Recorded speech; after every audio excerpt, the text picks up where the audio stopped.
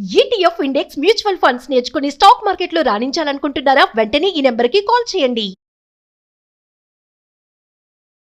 నమస్తే రమ్మ గారు. నమస్తే జయ. ఒక సిరీస్ స్టార్ట్ చేశాం కదండి, తండ్రి కొడుకుల కథ. నెక్స్ట్ భాగం. సో ఎవరికి వాళ్ళకి తెలిసింది, నాన్నకి తిక్క తిన్నగా అవుతుందని కొడుకు అనుకుంటున్నాడు. అదే కొడుకు పని తండ్రి అనుకుంటా ఉన్నాడు. తర్వాత ఏం జరిగిందండి? వంటలక్క ఏం చేసింది, సూరయ్య గారి వేషంలో ఉన్న పిల్లాడికి టిఫిన్ పెట్టేసింది. ఓహో, సూరయ్య గారికి పెట్టిందంటే సత్యానికి అనమాట. చక్కగా ఆవిడ పొద్దున్న తినలేదుగా, సత్యం పొద్దున్న తినలా, గారెలు ఆవడ్లు తినేసాడు శుభ్రంగా. బయటికి వెళ్ళాడు. మళ్ళీ పిల్లాడికి కూడా పిల్లాడి అదేమిటి మళ్ళా జరుగుతోంది కథ. వీడేమో పైకి వచ్చాడు, ఆయనేమో కిందకి వెళ్ళాడు. ఆకలిస్తోంది అన్నాడు. అనేసరికి ఇందాకే కదా తిన్నావు, ఇటు అసనఘాతగా తింటే కడుపులో నొప్పి రాదు అంటుంది. కొడు మడిపి నేను ఎక్కడ తిన్నాను, నేను తినలేదు. అది పెట్టింది ఎవరికి? నాన్న వేషంలో ఉన్న కొడుకు పెట్టింది. ఇప్పుడు కొడుక్కి కావాలి. వంటలక్క కన్ఫ్యూజ్ అయిపోయింది. మధ్యలో వైద్యుడిని పిలిచారు, కడుపులో నొప్పి అని. గందరగోళంగా అయ్యింది.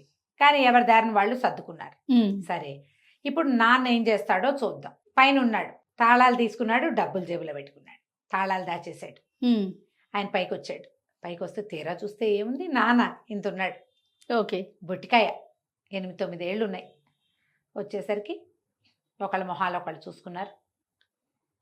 నాకు చాలా పనులు ఉన్నాయి, ఏమిటో ఇలా తయారయ్యాం, మనం ఇట్లా ఎందుకయ్యామో తెలుసా నీకు అన్నాడు. ఏమో నాకు తెలియదు అన్నాడు పిల్లాడు. వెతుకుంటుంటే నాకు చాలా పనులు ఉన్నాయి, నువ్వు బళ్ళోకి వెళ్ళిపోయి నాకు చాలా పనులు ఉన్నాయి అనగానే సత్యం అన్నాడు, ఏమిటి ఈ వేషంతో బళ్ళోకి ఎట్టా వెళ్తారు, ఈ వేషంతో బళ్ళోకి వెళ్తారా, నువ్వే వెళ్ళాలి, నా వేషంలో ఉన్నావు కాబట్టి. ఓకే అని ఏమిటి వెతుకుతున్నావు, ఇక్కడ తాళాలు ఉండాలి, నేను తీసి దాచిపెట్టాను అన్నాడు.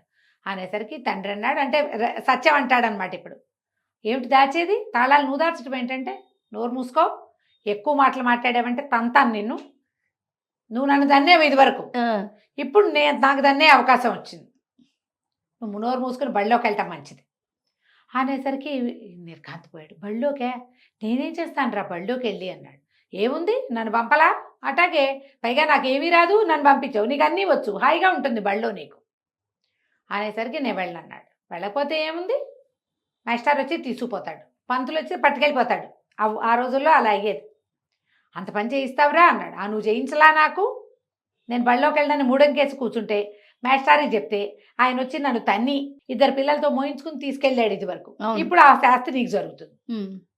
బళ్ళోకి వెళ్తామంటే భయం వేసింది ఆయనకి. ఏం చేస్తాను నేను బళ్ళోకి వెళ్ళి, ఏదో ఒకటి చెయ్యి, నాకు తెలియదు అదంతా అనేసరికి నా వ్యవహారాలు నువ్వేం చేస్తావు, చేతొచ్చినట్టు చేస్తా, బళ్ళోకి అయితే వెళ్ళక్కర్లేదు, ఇక బడికి వెళ్ళే పని లేదు. ఇప్పుడు సూరయ్యకేమో నోరు వదిలేసే గుణం, సత్యానికేమో తిండి కావాలి, ఆయనేమో నోటుకొచ్చినట్టు మాట్లాడతాడు. ఓకే, ఏం చెయ్యాలో తెలీదు. సరే దిగాడు పిల్లాడి రూపంలో ఉన్న నాన్న. దిగాక వంటలక్క ఏమైనా తింటావా అని అడిగింది. ఎన్నిసార్లు పెడతావే పుండాకోరు అన్నాడు. వంటలక్క నిర్ఘాంతపోయింది. ఏం మాటలు, ఏం నేర్చుకుంటున్నావు, బళ్ళోకి వెళ్ళి దెబ్బలు పడతాయి మీ నాన్న కనుక చెప్పానంటే, నోరు జాగ్రత్తగా రానివ్వు అనేసరికి ఈయన గుర్తొచ్చింది. నేనుగా లేను, పిల్లాడిగా ఉన్నా, ఇప్పుడు అనకూడదు అని చెప్పి, నీకు తన్నులు పడతాయి, ఒక పూట మాడితే నీకు బుద్ధి వస్తుంది, అలాగే ఉండు అని ఆవిడ రివరేవా వెళ్ళిపోయింది. పిల్లాడిని ఏడాది, పిల్లాడు అప్పటి నుంచి పెంచింది, స్వతంత్రం ఉంటుంది. కానీ ఇప్పుడు అయ్యగారు తిట్టినట్టు పిల్లాడి తిట్టకూడదు, అంతేగా, నోరు మూసుకో వెళ్ళవతలకి అలాంటివి అనకూడదు, మారం చేయాలి పిల్లాడు. అంతే. ఈయనకి మారమేమొచ్చు, తిట్టడమేమొచ్చు. అక్కడి నుంచి సుబ్బయ్య పనివాడు ఉన్నాడు, వాకిట్ అక్కడ నుంచున్నాడు. ఒరే సుబ్బయ్య, నేను సూరయ్యను రా అన్నాడు. అనేసరికి సుబ్బయ్య కన్ను ఇట్లా అన్నాడు. అలాగేలేండి, మీరు ఏదంటే అదే, పిల్లాడు కదా వాడు ఏదంటే అదే, నేనే సూరయ్యనని చెప్పి బడి మానేయడానికి వీలు ఎక్కడా కనిపించట్లా. వంటలక్కని ఏమన్నా ఆవిడ ఊరుకోదు, మీదకి వస్తుంది, ఏ తాడో వేసి కిటికీకైనా కట్టేయగలదు, మీ నాన్నకి చెప్తా అంటుంది, కొట్టదు.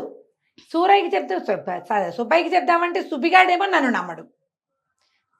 పిల్లాడు నేను కింగ్ని, నేను రాజుని, నేను డాక్టర్ అయిపోతా అంటే పని వాళ్ళకి సరదాగా వినోదంగా ఉంటుంది. నేనే సూరయ్యనని వీడు చెప్తూ ఉంటే వాడు కన్ను మలిపి, అలాగేనండి మీరు ఏదంటే అదే, మీరు ఏం చేయమంటే అది, ఒళ్ళు మాలిష్ చేయమంటారో చెప్పండి అండి. ఇంత పిల్లాడికి ఒళ్ళు మాలిష్ ఏం చేస్తారు, అదే అయ్యగారికి మాలిష్ చేసినట్టు చేస్తానంటాడు. అంతే తప్పిస్తే తను సూరైనని వాడు ఒప్పుకోడు. ఆ, ఏం చెయ్యాలో తెలియలే. సరే రాత్రికి పడుకుందాం అనుకున్నారు. ఎవరి గదుల్లో వాళ్ళు పడుకున్నారు. సత్యం గది ఎట్టా ఉంటుంది, బూరుగు దూది పరుపు, అందులో ఇట్లా మెళ్ళు మెత్తగా దిగిపోతుంది. పెద్దవాళ్ళకి ఏం నిద్ర పట్టింది? పెద్దవాళ్ళకి ఏం నిద్ర పడుతుంది? శరీరానికి పడుతుంది నిద్ర, కానీ మనసుకు పట్టదు, ఆ, అలవాట్లేక. వీడు పోయి అక్కడ పడుకుంటే కర్ర మంచం, చెక్కలాగా పరుపు, అటు ఇటు తిరగటానికి వశం కాని ఒళ్ళు. ఏం చెయ్యాలో తెలీదు. సరే ఎట్టాగొట్ట తెల్లవారింది. తెల్లారాక అసలు కష్టాలు మొదలు. తెల్లవారగానే వాకిట్లోకి ఎవరో వస్తారు. సూరయ్య గారు అంటారు. నమస్కారం అంటే నమస్కారం బాగానే ఉంది. తర్వాత వ్యవహారం మాట్లాడడానికి ఏం వ్యవహారమో వీడికి తెలియదు. అదే అక్కడి నుంచి అప్పుల వాళ్ళు, అప్పు పట్టుకెళ్ళడానికి వచ్చేవాళ్ళు, జమేసేవాళ్ళు. ఆ, రాసుకోవాలి. రాతేమో పట్టుబడిపోతుంది. 8 ఏళ్ల పిల్లాడికి నాన్నలాగా పొంకంగా రాయడం ఎట్టా వస్తుంది? అది రాదు. సత్యం కష్టాలు అవి. సూరయ్య గారి కష్టాలు ఇంతే ఉన్నాడు. ఆ, పొద్దున్నే లేచాడు. లేవగానే వంటలక్క వంటింటో నుంచి లోపల వచ్చింది, రెక్క పట్టుకుని లేవదీసింది. ఆ వంట మంచి ముట్టుకోవటం అది ఆయనకేం వాడు, ఆయన 50 ఏళ్ళ వాడు కదా.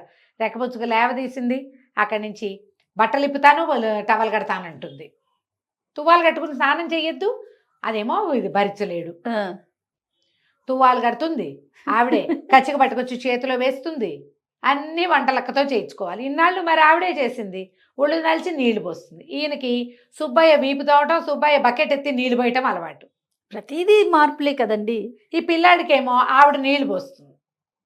వంట ఆవిడ 8 ఏళ్ల పిల్లాడు ఎంత ఉంటాడు, వాడితో వాడి ఒళ్ళు వీపు అందదు, వంగి నీళ్లు పోసుకోవటం రాదు.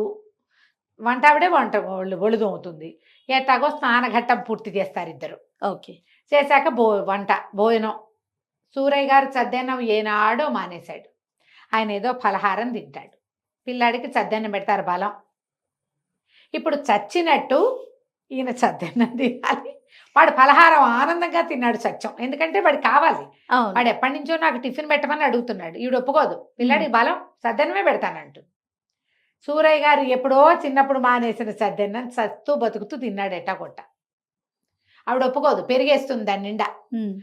అన్నం మానేస్తానంటే తాడేసి కట్టేస్తానంటుంది. ఎట్టాగొట్ట ముక్కు మూతి పూసుకుని ఏదో రకంగా తిన్నాడు. ఈవిడికి అర్థం కానిది ఏంటంటే, పలహారం తెచ్చిపెడితే పొంకంగా పోణంగా తినే అయ్యగారు కింద మీద పోసి మూతి నిండా అంటించుకుని జంతికలు ఇంకేమిటో పెట్టింది. ఇళ్ళల్లా పడ్డాయి అవి. ఏమిటి ఈయన ఇట్టా తయారయ్యాడు? పెద్ద మనిషి కదా, అదే పొంకంగా చక్కగా వైనంగా తినద్దు, వైనం లేదు తిండిలో. సత్యమేమో ఏడుస్తూ తిన్నాడు. రోజు తినే పెరుగన్నం, పైగా రోజు మూతి నిండా అంటించుకుంటే జిడ్డు మూతి ఆవిడే కడిగేది. ఇవాళ చూస్తే వాడు ఇట్ట తీస్తున్నాడు ముద్దలు తీసి అమాంత నోట వేసుకుంటున్నాడు మూతికి అంటకుండా. పిల్లాడు పెద్దవాడైనాడా, రోజు ఇట్టాకే తింటాడా ఏమిటి, నేను మర్చిపోయినా ఆలోచిస్తోంది కానీ తెలియటం. అదేలే. ఇప్పుడు బడిలోకి వెళ్ళాలి. అసలు ఘట్టం, బడి ఘట్టం మొదలైంది. ఈ సూరయ్య గారు తలనొప్పిగా ఉంది, నేను ఎవరైనా వస్తే నేను మాట్లాడను అలాంటివి ఏవో చెప్పేసి సత్యం తెలివిగా పైకి వెళ్ళాడు. ఎవరైనా వస్తే పైనుంచే మాట్లాడతా, బయటికి రాను. ఈ కథ నడుస్తుంది. బడికి వెళ్ళే కథ ఎట్టా నడుస్తుంది? బడిలోకి వెళ్తే ఆ బడికి ఏకైక మాస్టర్. ఆయనకి భార్యతో క్షణం పడదు. ఆ భార్యతో పడంది, భార్య దగ్గర చచ్చినట్టు పడుండి అదంతా స్కూల్కి వచ్చి తీర్చుకుంటాడు.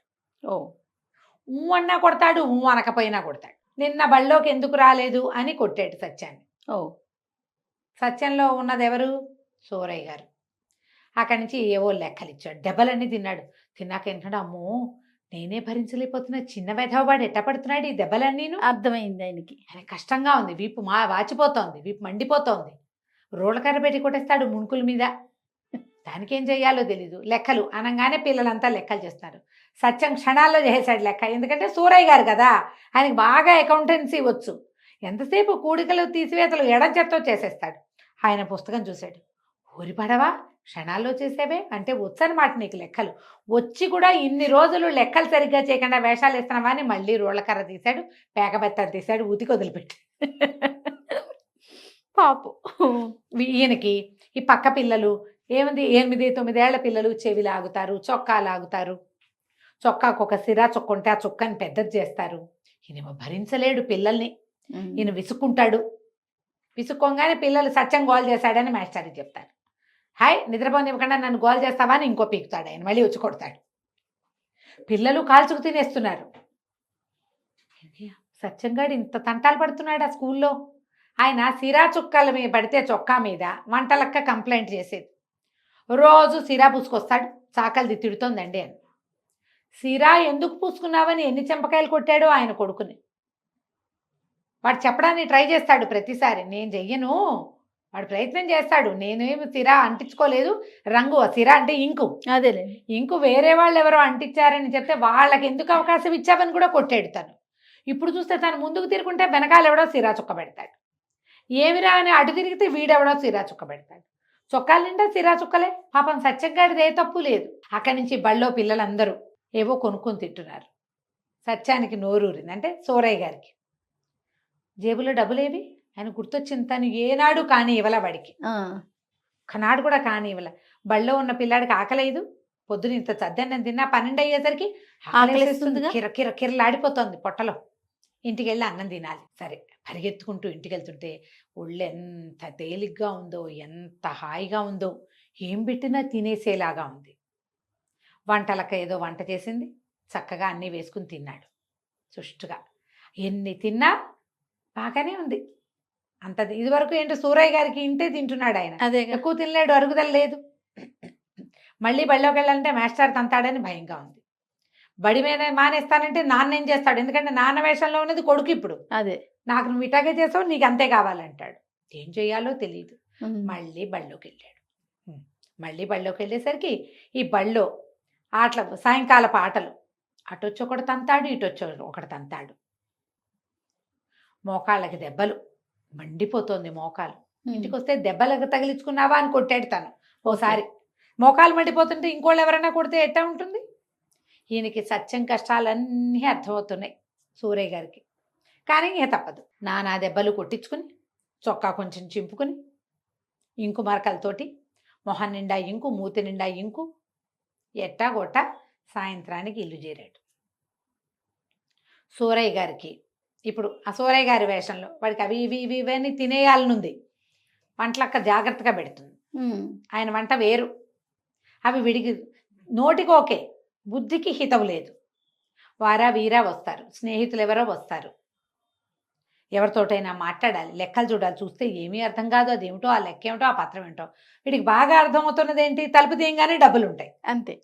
డబ్బులతోటి ఏమైనా కొనుక్కుని తింటే ఈ పొట్ట కరగదే, కడుపులో నొప్పి వస్తుంది. ఎందుకంటే ముసలివాడైపోయాడు. ఇన్నాళ్ళు తినాలని ఉండేది, డబ్బు ఉండేది కాదు.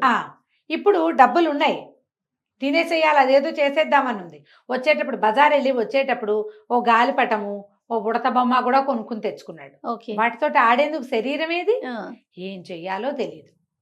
కానీ ఈ కథ కొంతకాలం నడవాల్సిందే. ఎట్లా నడిచి ఏమైందో మనం మళ్ళీ చెప్పుకుందాం. రైట్ అండి. నమస్తే రమ్మగారు. నమస్తే జయ.